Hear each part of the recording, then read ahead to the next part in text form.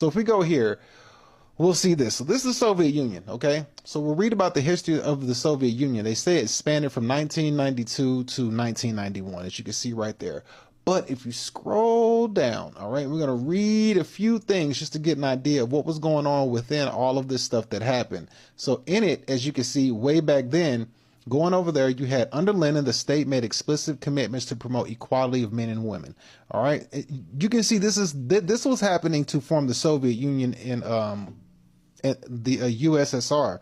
This is what one of the things they did. So Lenin, he was the guy that took over and did the Bolsheviks revolution in 1917. So under his rule, he tried to do equality of men and women, socialism, feminism, used feminism ideology to bring in a socialist type of lifestyle.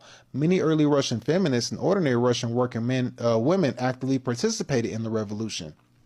They participated, and many were affected by the events of that period and new policies, good and bad. But I'm going to say, when you look at it now, you see like women were pushing for this. Women were pushing for this because it was a benefit from the state that they were giving them to get this off. And what we're seeing now, women were empowered back then to bring about this revolution. You have the women, the LGBTQ, all empowering them to bring forth this revolution because the government can get more votes that way. They're attacking things in politics and in the polls to further the agenda on the way they want things to go.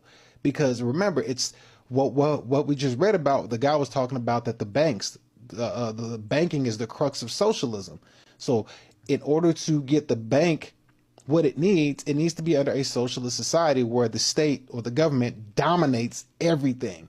Now, how do you bring that in? Well, the best way to do it is to bring in, the ideology, the belief of equality, the belief, the equality for LGBTQ, all of that stuff. You bring all that in and allow people to do whatever they want to do, be who they want to be, level the playing field, make everything equal, empower women, make them stronger, make the man weaker. Is just a part of the tactic that's used to bring in socialism.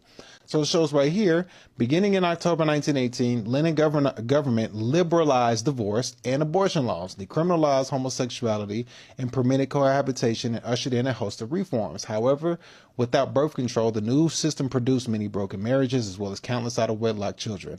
The epidemic of divorces and extreme marital affairs created social hardships when Soviet leaders wanted to consecrate their efforts on growing the economy.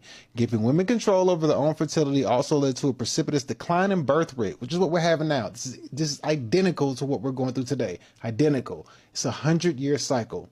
It's a 100-year cycle.